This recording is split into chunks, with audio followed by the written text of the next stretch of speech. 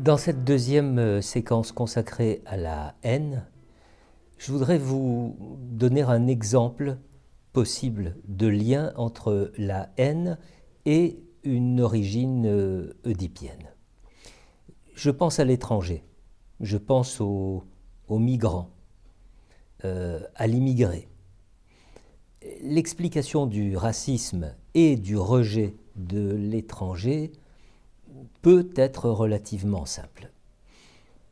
Tant que cet étranger vit dans son pays, avec d'autres mœurs, avec sa propre culture, tant qu'il parle sa langue maternelle dans son pays, même si cette langue nous paraît à distance très bizarre, j'ai envie de dire que ça ne pose de problème à personne.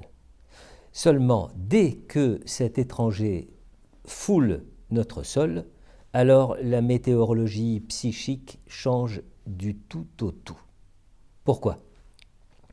Parce que cet étranger foule le sol de la terre-mère. Il bafoue la langue en la torturant, en la déformant, en la mélangeant à sa langue maternelle. Parfois, il ne respecte pas les limites qui lui sont imposées en tant qu'hôte accueilli.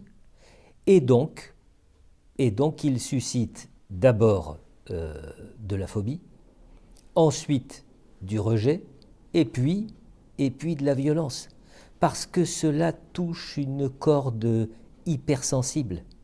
Ça ramène à l'Oedipe. D'abord, ça ramène à notre propre désir de posséder la mer pour nous seuls, à l'exclusion de tout autre différent de nous, c'est-à-dire qui n'est pas nous. Bon.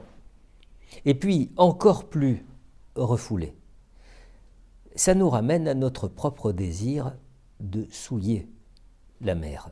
Ça défoule ce qui a été refoulé originairement en chacun de nous et qui ressurgit si violemment que, sans évidemment pouvoir l'admettre, nous n'avons pas d'autre choix que de le projeter sur l'autre. Qui plus est, voir de telles personnes souiller la mère patrie et s'apercevoir que la loi est impuissante à protéger maman, ça nous fait nous interroger sur notre légitimité, ce qui est tout aussi insupportable.